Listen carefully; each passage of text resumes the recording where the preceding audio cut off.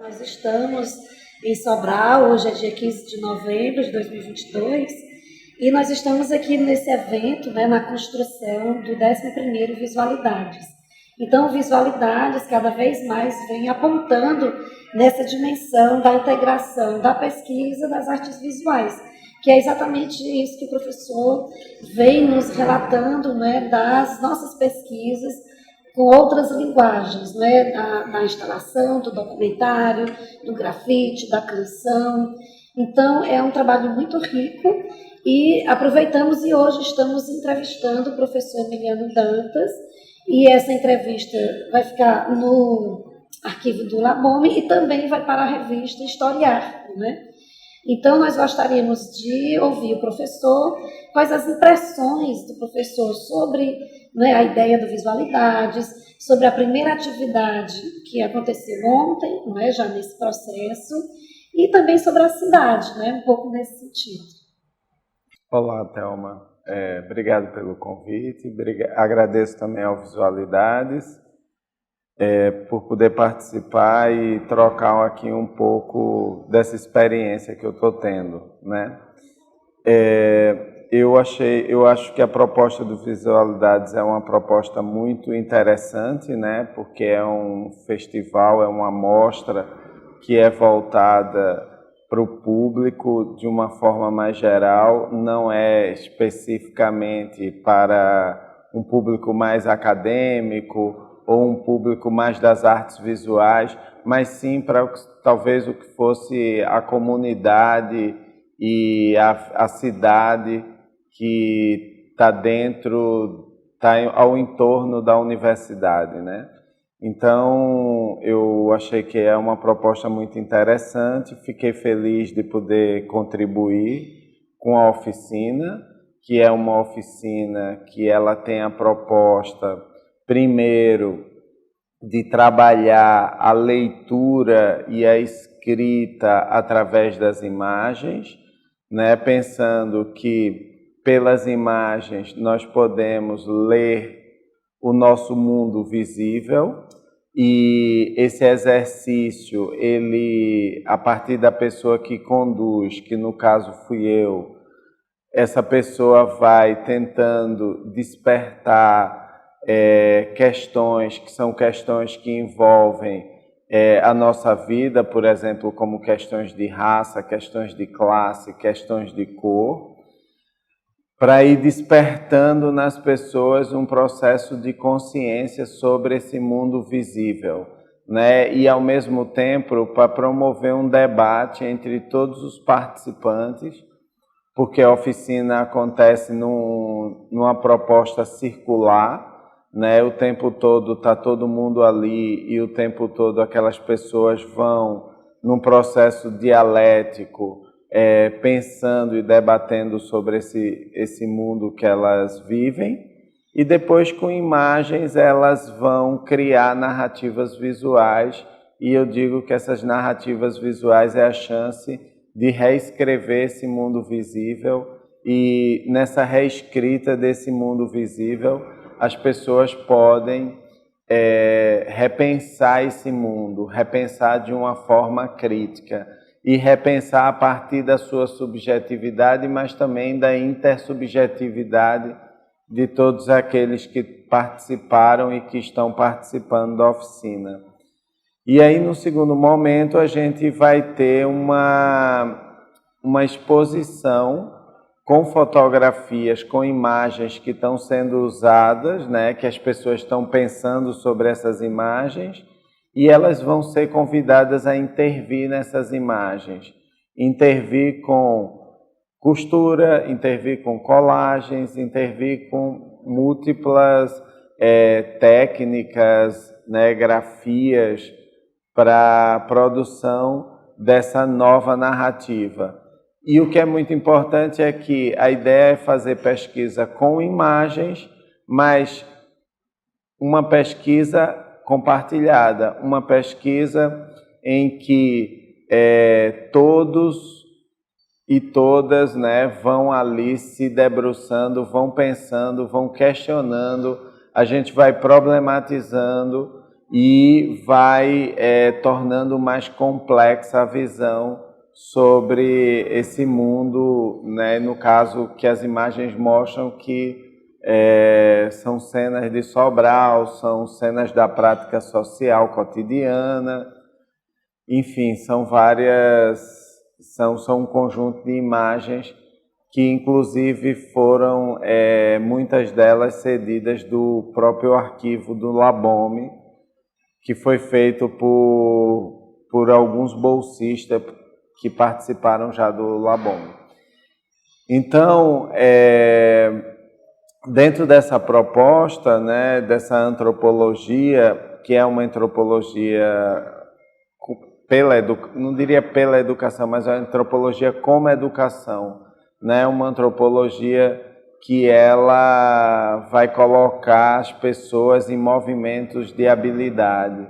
E nesses movimentos de habilidade, né, nesse movimento de ler as imagens, desenvolver a visão em atenção, desenvolver a escuta em atenção, desenvolver também o toque nas imagens com atenção. Então, ir reconectando esse corpo durante a oficina, né, que seria esse processo, um processo de educação, e ao mesmo tempo é um processo que se inspira na pedagogia de Paulo Freire, que é uma pedagogia que também tem essa proposta de uma leitura e de uma visão crítica do mundo, né? E como uma pedagogia que acontece como um processo de práticas de liberdade, né? Essas práticas de liberdade envolvem a gente perceber os processos de opressão e retirar esses processos de dentro da gente.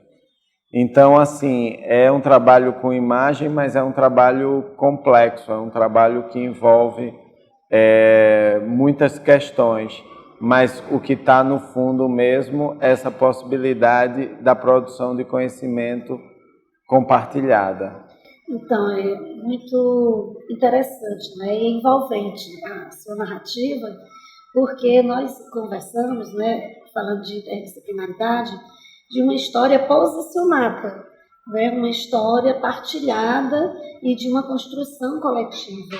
Obviamente, também na inspiração do Paulo Freire, de uma educação libertária, e eu gostaria que o senhor comentasse essa relação mesmo, construída historicamente, né, do campo da história, do campo da antropologia, né, no campo historiográfico, nos anos 30, os franceses, né, deram uma abertura maior para o campo da história, né, Jacques Legoff, Marc Bloch, com uma aproximação maior, né, da antropologia visual, da literatura, da cultura.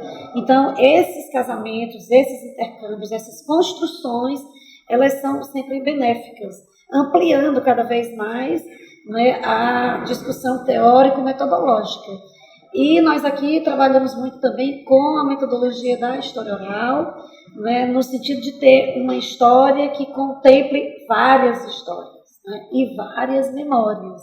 Então, o professor vai falar agora um pouco dessa relação, né, dessa simbiose que existe nesse envolvimento histórico mesmo.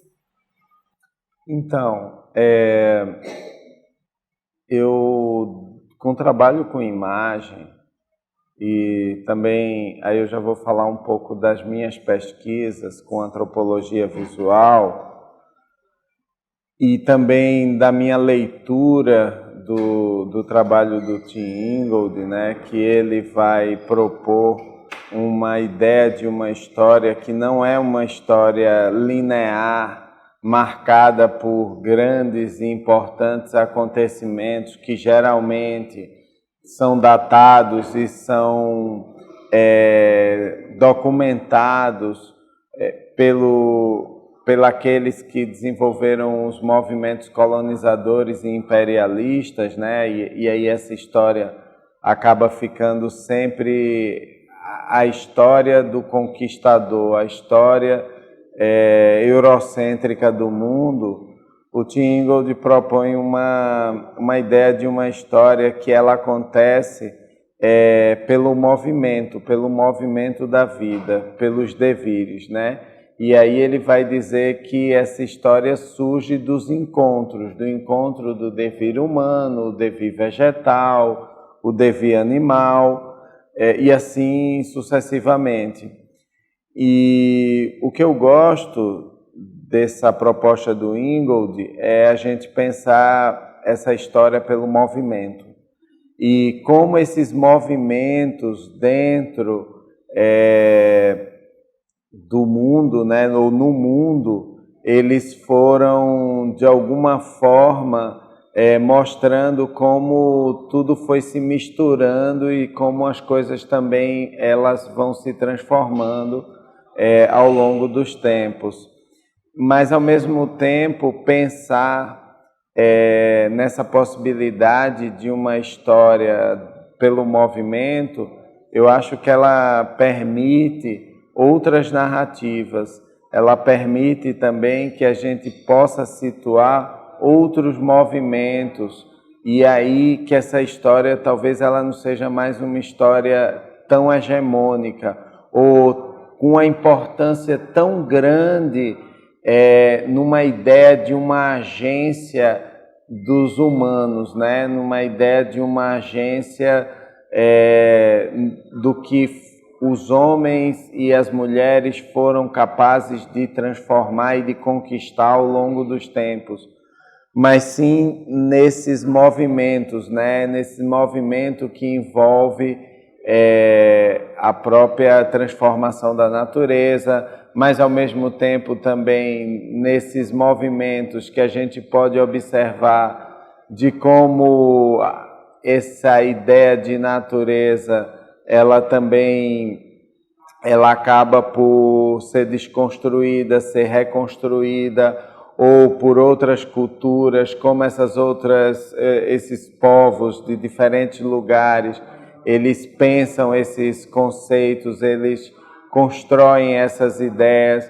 Então eu acho que essa perspectiva de pensar pelo movimento a história talvez seja uma possibilidade de um trabalho mais inclusivo, né? E mais ecológico também.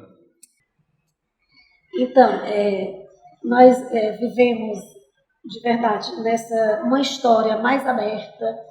Nós queremos uma sociedade mais inclusiva, né, nesse sentido, e uma história que nós trabalhamos, que é uma história não positivista, mas é uma história transformadora. E no exercício da docência e da pesquisa, essa perspectiva também está presente.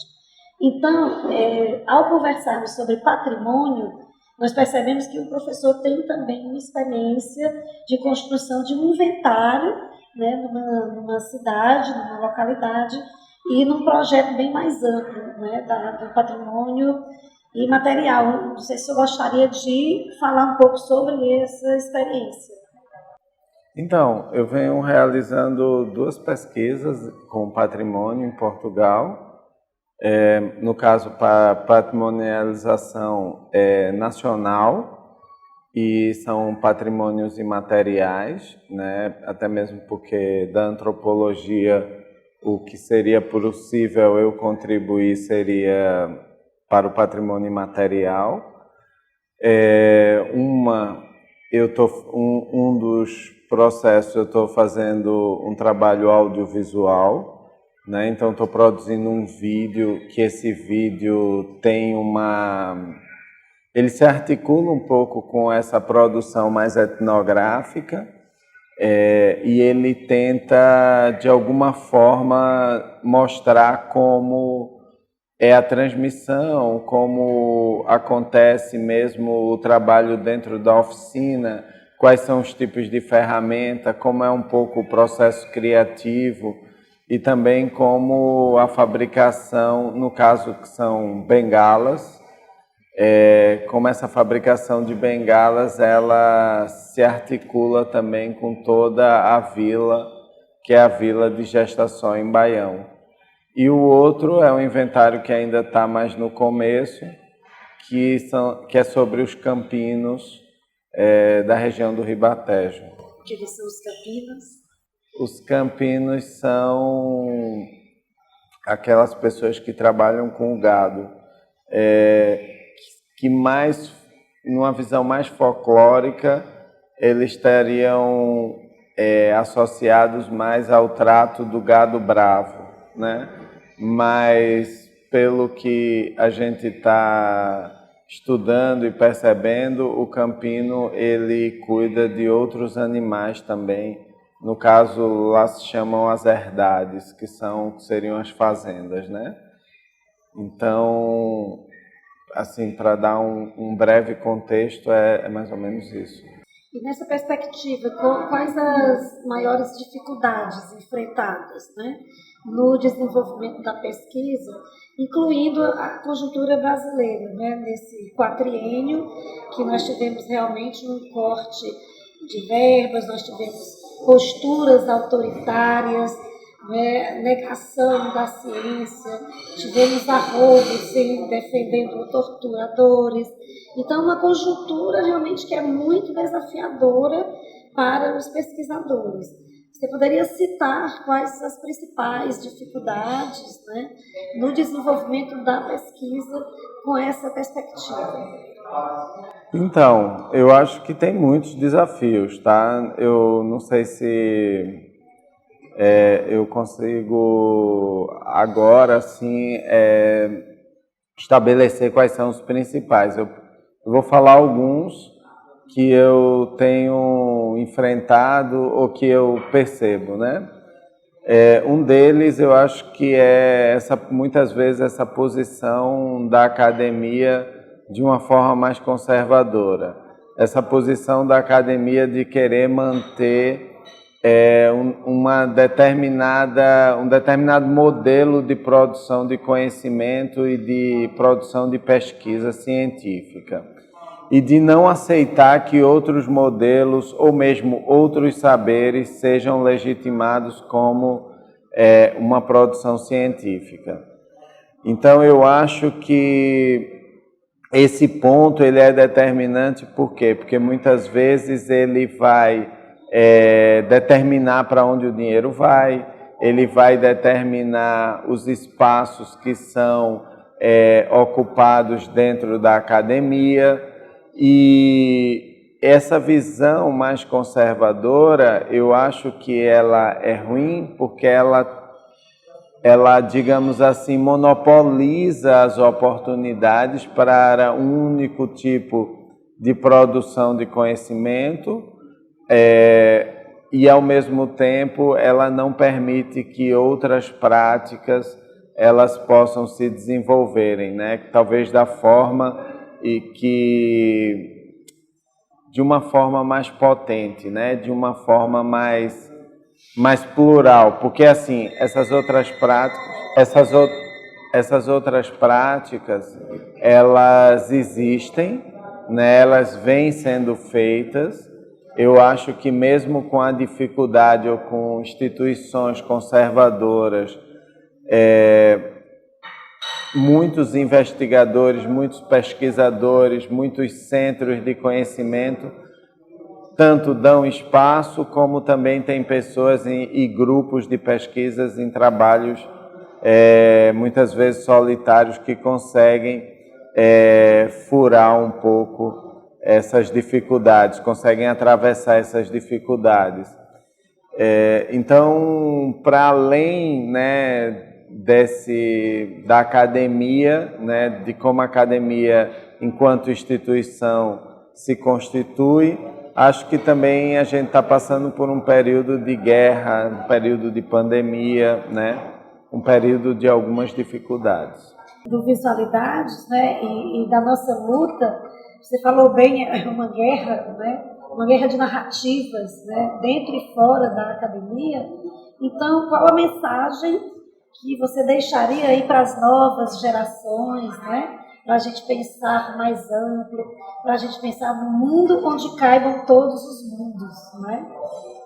Então, eu Eu acho que como uma mensagem, né, ou pelo menos como uma ideia, uma centelha ou uma provocação, eu acho que é continuar pensando na educação, na pedagogia, na produção de conhecimento como um processo de renovação, como um processo científico, né? Como um processo em que a ciência permite, inclusive, a gente testar o que seriam essas verdades, né? E permite também que a cada desenvolvimento, a cada questão que é colocada, ela possa ser repensada, né? Ela possa ser criticada. E que dentro desse processo de crítica e de produção de conhecimento, que as pessoas possam se renovar, que elas possam ir tendo certezas, mas que elas possam também saber que essas certezas elas podem ser reconstruídas, repensadas. E eu acho que essa capacidade de renovação, essa capacidade de, dentro de um processo científico, né, de estar aberto para outros pontos de vista, de colocar muitas vezes algo que está colocado como essencial, ou como uma verdade, ou como que dali por diante não existe um conhecimento novo, mas colocar isso para ser também criticado, né? Então eu acho que é muito importante dentro eu acho que das ciências, a gente ter essa capacidade de renovação. Muito bem, muito obrigada, e nós ficamos realmente muito agradecidos, né, e honrosos por receber o professor que tem tanto a nos ensinar, né, nessa perspectiva mesmo da construção coletiva, né, e de visualidades mais fortes.